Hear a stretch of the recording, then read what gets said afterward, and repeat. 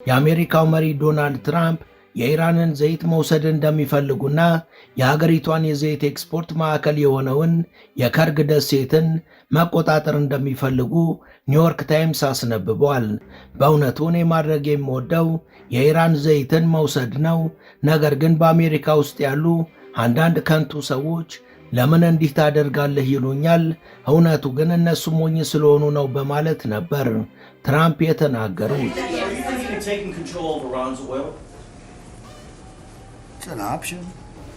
I mean, I wouldn't talk about it, but it's an option. Is that something you thought about? Well, in Venezuela, we've done very well working with Venezuela, certainly. And we've taken in billions and billions of dollars. የከርግ ደሴት ባለ ብዙ ሽፋን ያለው የአየር መከላከያ ኔትወርክ ሃውክ የተሰኘው ከምድር ወደ አየር የሚወነጨፍ ሚሳኤል ማዕከል ያለበትና ጸረ አውሮፕላን መድፍ እንዲሁም ተንቀሳቃሽ የአየር መከላከያ ሲስተም የተገነባበት ስፍራ ነው።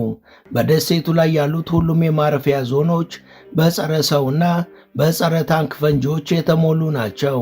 የኢራን የምድር ወታደሮችም ከመሬት ስር ደሴቱን በተጠንቀቅ እየጠበቁ ይገኛሉ።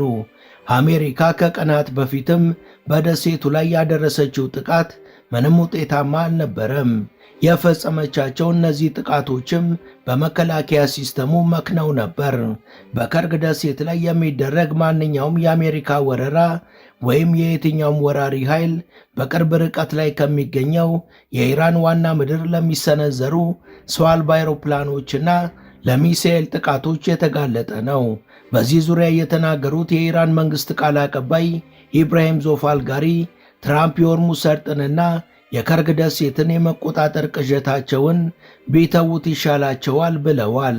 این خطای راهبردی دشمنان آمریکایی و صهیونیستی ایران اسلامی آنها را تحقیر و در مسیر نابودی قرار داده است. አሜሪካና እስራኤል የፈጠሩት ስህተት ከፍተኛ ዋጋ እያስከፈላቸው ነው። ወደፊትም የባሰ ዋጋ መክፈላቸውን ይቀጥላሉ። የነሱ ፕሮፓጋንዳ ምንም ዋጋ የለውም። ኢራን እንደዋዛ ተንበረከክልናለች ብሎ ማሰባቸው የዋህነት ነው።